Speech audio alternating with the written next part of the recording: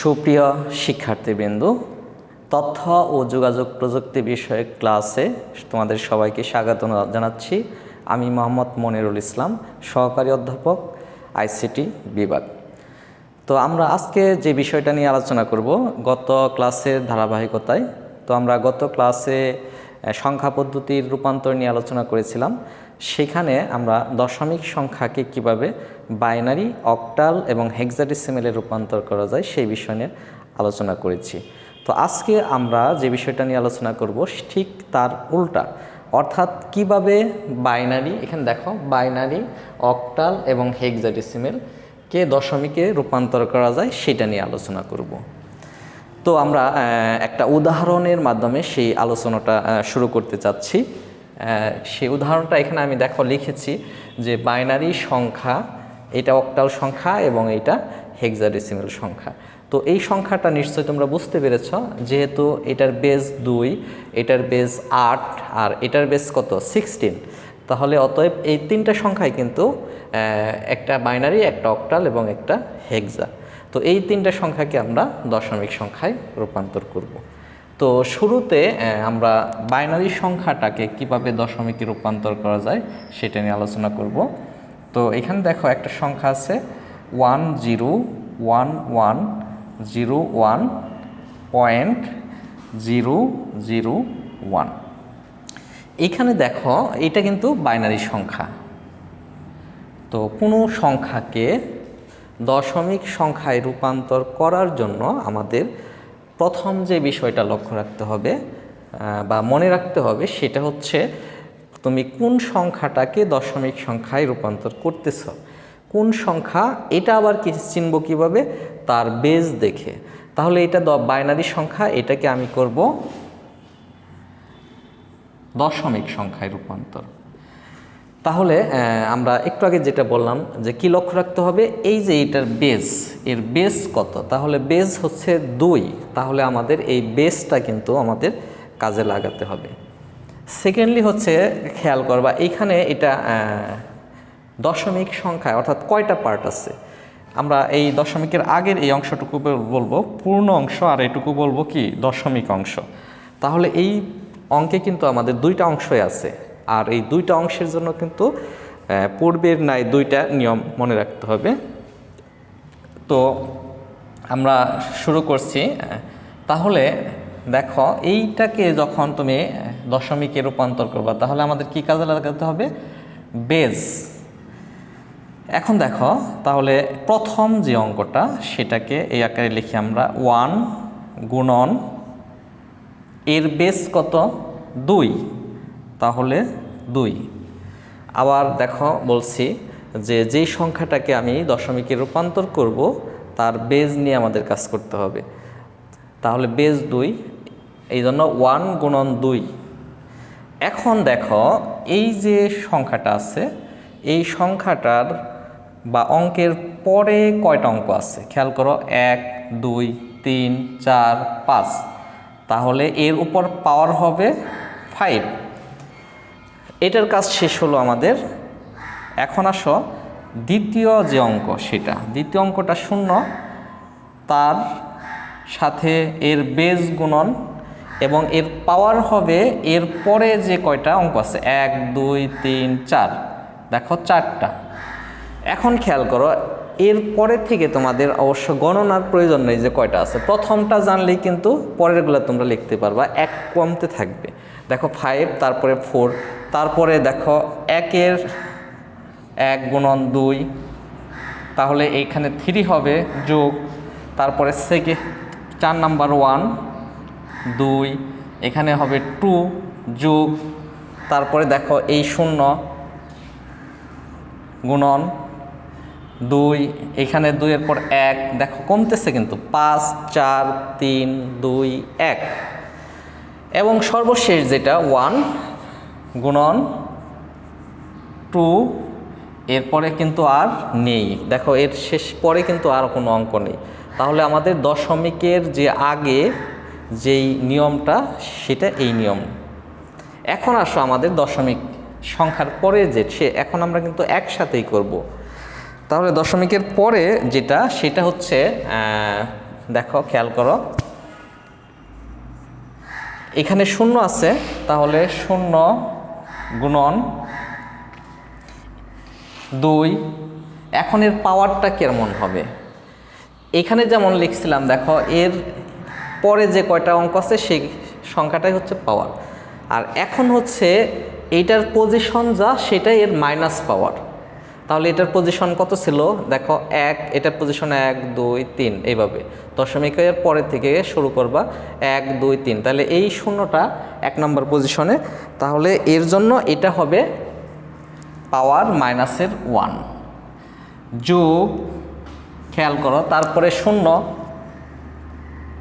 এখানে লিখে নিচে, গুণন 2 মাইনাসের 2 যোগ, তারপরে দেখো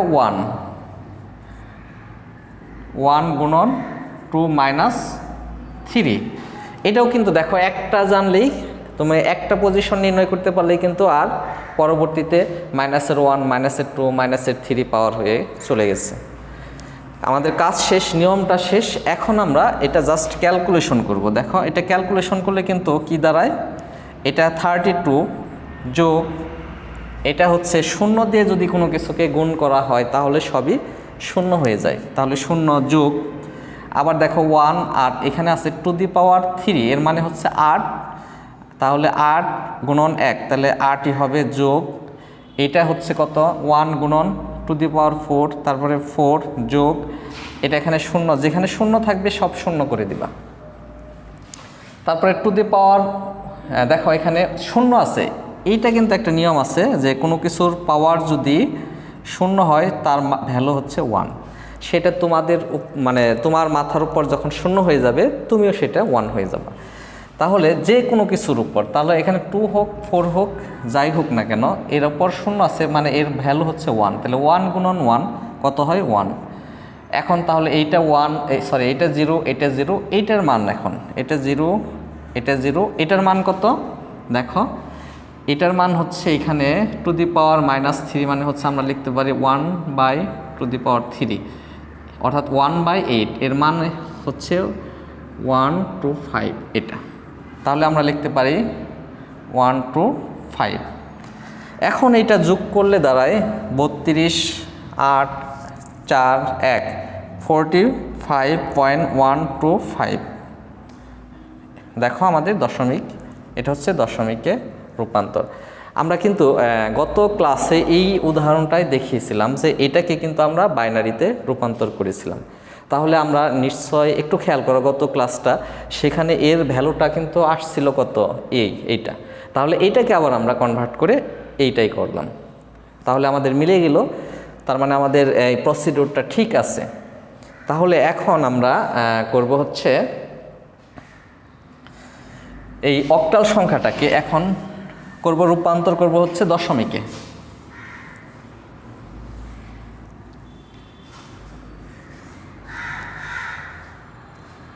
তাহলে দশমিকে রূপান্তর করব কোন সংখ্যাটা? অক্টাল সংখ্যাটা। তাহলে দেখো 55.1 এই সংখ্যা, এটা কি ছিল? অক্টাল। এটা কি করতে হবে? দশমিকে। তাহলে ঠিক আগের নিয়ম, আমরা কি একটু আগে যে নিয়মটা করলাম যে দশমিকের আগে যে নিয়ম ছিল আর দশমিকের পরে একটু ব্যতিক্রম নিয়ম।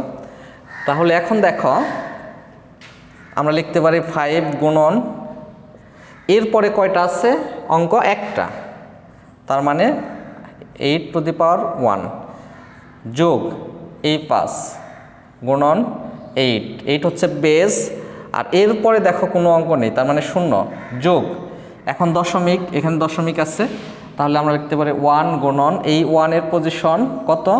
1, তাহলে এখানে -1। তাহলে দেখো 5 8 40 যোগ, এটা যদি 1 হয় তাহলে 5 যোগ, আর এটাকে আমরা লিখতে পারি 1/8, তাহলে কিন্তু 1/8 মানে হচ্ছে 0.125, তাহলে 45.125, এটা হচ্ছে দশমিক।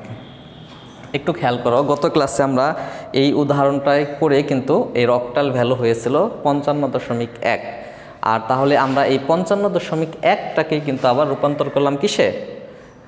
এই দশমিকে। এখন আসো আমরা হেক্সাডেসিমেলকে করব।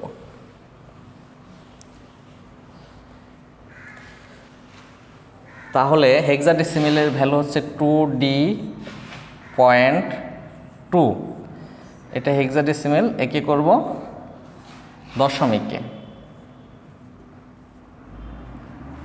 তাহলে দেখো 2D.2 নিয়মটা কি?